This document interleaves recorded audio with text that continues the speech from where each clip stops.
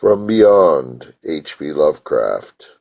Written on November 16, 1920, this story is more interesting for its conceptions, especially the notions of monsters that exist beyond the perception of our senses, than for its execution. It appears to have been inspired by various passages in a rather dry philosophical treatise, Hugh Elliott's Modern Science and Materialism, 1919, that Lovecraft read at this time. The tale is flamboyant, with its protagonist Crawford Tillinghast, a name that reflects two old families in Providence, and by confusion in the particulars of its supernatural manifestations, it first appeared in the Fantasy Fan, June 1934. From Beyond. Horrible beyond conception was the change which had taken place in my best friend, Crawford Tillinghast. I had not seen him since that day, 2 months and a half before, when he had told me toward what goal his physical and metaphysical researches were leading, when he had answered my awed and almost frightened remonstrances by driving me from his laboratory and his house in a burst of fanatical rage. I had known that he now remained mostly shut in the attic laboratory with that accursed electrical machine, eating little and excluding even the servants, but I had not thought that a brief period of 10 weeks could so alter and disfigure any human creature. It is not pleasant to see a stout man suddenly grow thin, and it is even worse when the baggy skin becomes yellowed or grayed, the eyes sunken, circled, and uncannily glowing, the forehead vain and corrugated, and the hands tremulous and twitching. And if added to this there be a repellent unkeptness, a wild disorder of dress, a bushiness of dark hair, white at the roots, and an unchecked growth of pure white beard on a face once clean-shaven. The cumulative effect is quite shocking, but such was the aspect of Crawford Tillinghast on the night of his coherent message from me to his door after my weeks of exile. Such the spectre that trembled as it admitted me, candle in hand, and glanced furtively over its shoulder as if fearful of unseen things in the ancient lonely house set back from the benevolent street. That Crawford Tillinghast should ever have studied science and philosophy was a mistake. These things should be left to the frigid and impersonal investigator, for they offer two equally tragic alternatives to the man of feeling and action: despair if he fail in his quest, and terrors unutterable and unimaginable if he succeeded. Tillinghast had once been the prey of failure, solitary and melancholy, but now I knew, with nauseating fears of my own, that he was the prey of success. I had indeed warned him 10 weeks before, when he burst forth with his tale of what he felt himself about to discover. He had been flushed and excited then, talking in a high and unnatural, though always pedantic voice. "What do we know," he had said, "of the world and the universe about us? Our means of receiving impressions are absurdly few, and our notion of surrounding objects infinitely narrows. We see things only as we are constructed to see them, and we can gain no idea of their absolute nature. With 5 feeble senses, we pretend to comprehend the boundlessly complex cosmos, yet other beings with a wider, stronger, or different range of senses might not only see very differently the things we see, but might see and study whole worlds of matter, energy, and life, which lie close at hand, yet can never be detected with the senses we have. I have always believed that such strange, inaccessible worlds exist at our very elbows, and now I believe I have found a way to break down the barriers. universe. I am not joking. Within 24 hours, that machine near the table will generate waves acting on unrecognized sense organs that exist in us as atrophied or rudimentary vestiges. Those waves will open up to us many vistas unknown to man, and several unknown to anything we consider organic life. We shall see that at which dogs howl in the dark, and that at which cats prick up their ears after midnight. We shall see these things and other things which no breathing creature has yet seen. We shall overleap time and other things which no breathing creature has yet seen. We shall overleap time, space, and dimensions, and without bodily motion peer to the bottom of creation. When Tillinghast said these things, I remonstrated, for I knew him well enough to be frightened rather than amused. But he was a fanatic, and drove me from the house. Now he was no less a fanatic, but his desire to speak had conquered his resentment, and he had written me imperatively in a hand that I could scarcely recognize. As I entered the abode of the friend so suddenly metamorphosized to a shivering gargoyle, I became infected with the terror which seemed stalking in all the shadows. The words and beliefs impressed 10 weeks before seemed bodied forth in the darkness beyond the small circle of candlelight, and I sickened at the hollow, altered voice of my host. I wished the servants were about, and did not like it when he said they had all left 3 days previously. It seemed strange that old Gregory, at least, should desert his master without telling as tried a friend as I. It was he who had given me all the information I had of Tillinghast after I was repulsed in rage. Yet I soon subordinated all my fears to my growing curiosity and fascination. Just what Crawford Tillinghast now wished of me I could only guess, but that he had some stupendous secret or discovery to impart, I could not doubt. Before I had protested at his unnatural pryings into the unthinkable, now that he had evidently succeeded to some degree, I almost shared his spirit. Terrible though the cost of victory appeared, up through the dark emptiness of the house I followed the bobbing candle in the hand of this shaky parody of a man. The electricity seemed to be turned off, and when I asked my guide, he said it was for a definite reason. It would be too much. I would not dare, he continued to mutter. I especially noted his new habit of muttering, for it was not like him to talk to himself. We entered the laboratory in the attic, and I observed that detestable electrical machine, glowing with a sickly, sinister, violet luminosity. It was connected with a powerful chemical battery, but seemed to be receiving no current,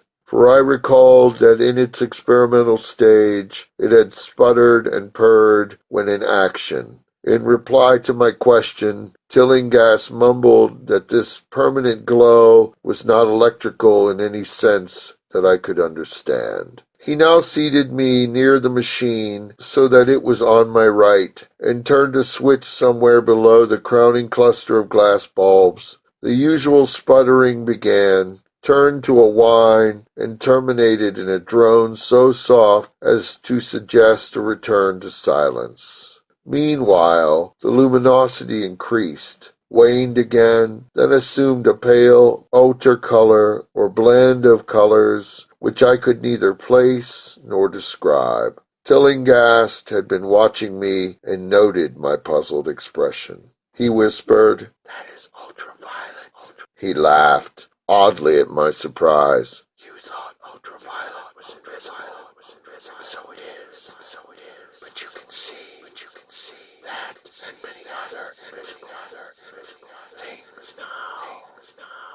Listen to me. The waves from that thing are waking 1,000 sleeping senses, and in us, senses which we inherit from aeons of evolution, from the state of detached electrons to the state of organic humanity. I have seen truth. I intend to show it to you. Do you wonder how it will seem? I will tell you. Here Tillinghast seated himself directly opposite of me, blowing out his candle and staring hideously into my eyes. Your existing sense organs, ears first, I think, will pick up many of the impressions, for they are closely connected with the dormant organs. Then there will be others. You have heard of the pineal gland. I laugh at the shallow endocrinologist, fellow dupe, and fellow parvenu of the Freudian. That gland is the great sense organ of the organs, I have found out. It is like sight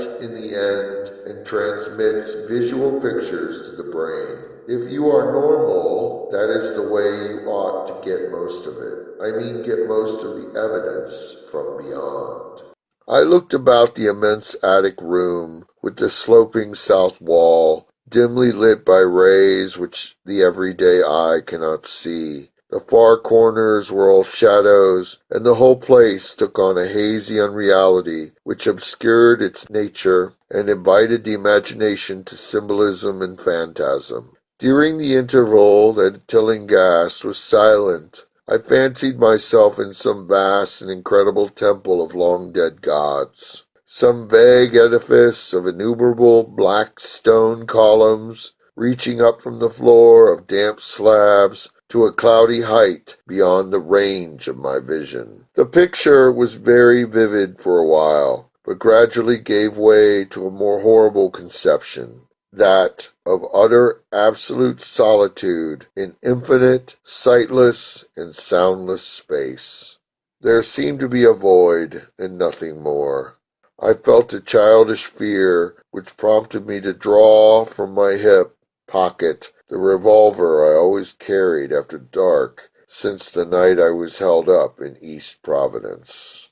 Then, from the farthermost regions of remoteness, the sound softly glided into existence. It was infinitely faint, subtly vibrant, and unmistakably musical, but held a quality of surpassing wildness which its impact feel like a delicate torture of my whole body. I felt sensations like those ones who feel when accidentally scratching ground glass. Simultaneously, there developed something like a cold draft, which apparently swept past me from the direction of the distant sound. As I waited breathlessly, I perceived that both sound and wind were increasing, the effect being to give me an odd notion of myself, as tied to a pair of rails in the path of a gigantic approaching locomotive.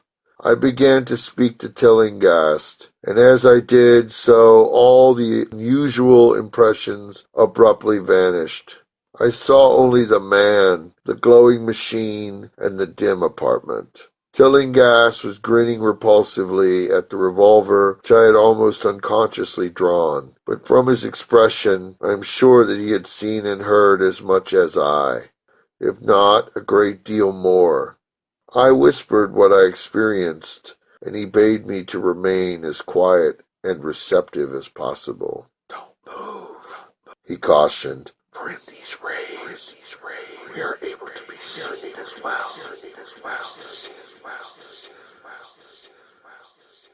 I told you the servants left, but I didn't tell you how. It was the thick-witted housekeeper. She turned on the lights downstairs after I had ordered her to, and the wires picked up sympathetic vibration. It must have been frightful. I could hear the screams up here in spite of all. I was seeing and hearing from another direction. Later, it was rather awful to find those empty heaps of clothes around the house. Mrs. Updike's were close to the front hall switch. That's how I know she did it. It got them all. So long as we don't move, we're fairly safe. Remember what we're dealing with. A hideous world. We are practically helpless. Keep still. The combined shock of the revelation and of the abrupt command gave me a kind of paralysis, and in my terror my mind again opened to the impressions coming from what Tillinghast called beyond. I was now in a vortex of sound and motion, with confused pictures before my eyes. I saw the blurred outlines of the room, but from some point in space there seemed to be pouring a seething column of unrecognizable shapes or clouds, penetrating the roof at one point ahead and to the right of me. Then I glimpsed the temple-like effect again, but this time the pillars reached up into an aerial ocean of light, which sent down one blinding beam along the path of the cloudy column I had seen before. After that, the sense was almost wholly kaleidoscopic, and in the jumble of sights, sounds, and unidentified sense impressions, I felt that I was about to dissolve or in some way lose the solid form.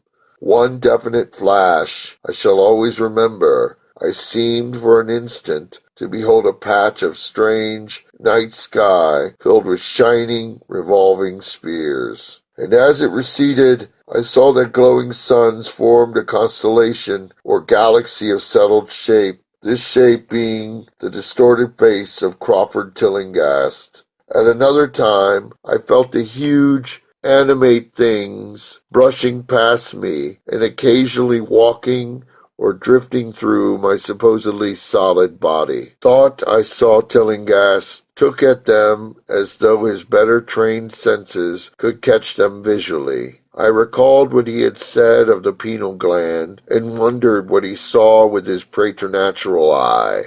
Suddenly I myself became possessed of a kind of augmented sight. Over and above the luminous and shadowy chaos arose a picture which, though vague, held the elements of consistency and permanence. It was indeed somewhat familiar, for the unusual part was superimposed upon the usual terrestrial scene, much as a cinema view may be thrown upon the painted curtain of a theater. I saw the attic laboratory, the electrical machine, and the unsightly form of Tillinghast opposite me. But of all the space unoccupied by familiar material objects, not one particular was vacant. Indescribable shapes, both alive and otherwise, were mixed in disgusting disarray, and close to every known thing were whole worlds of alien, unknown entities.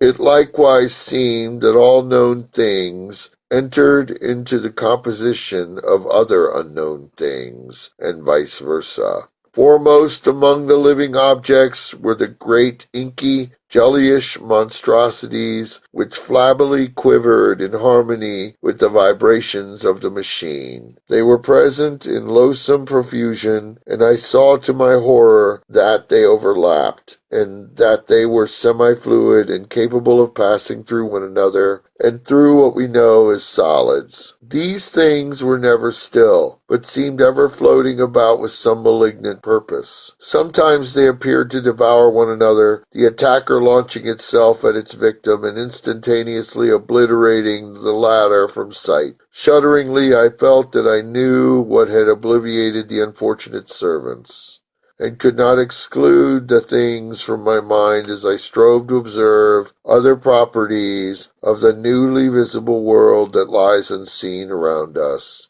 But Tillinghast had been watching me and was speaking. You see them. You see them. You see the things that float and flop about you, and through your every moment of your life. You see the creatures that form from what men call the pure air and the blue sky. I have not succeeded in breaking down the barrier. Have I not shown you worlds that no other living men have seen? Have I not succeeded in breaking down the barrier?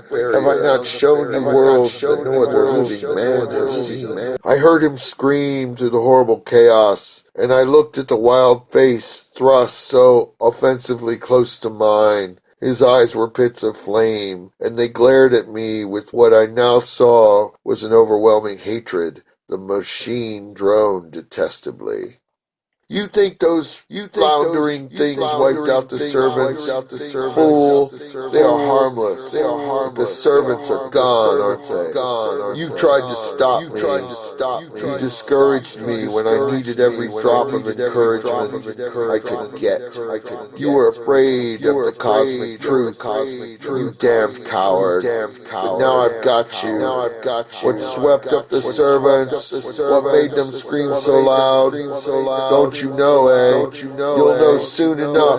Look at me. Listen to what I say. You suppose there are really any such things as time and magnitude? You fancy there are such things as forms of matter?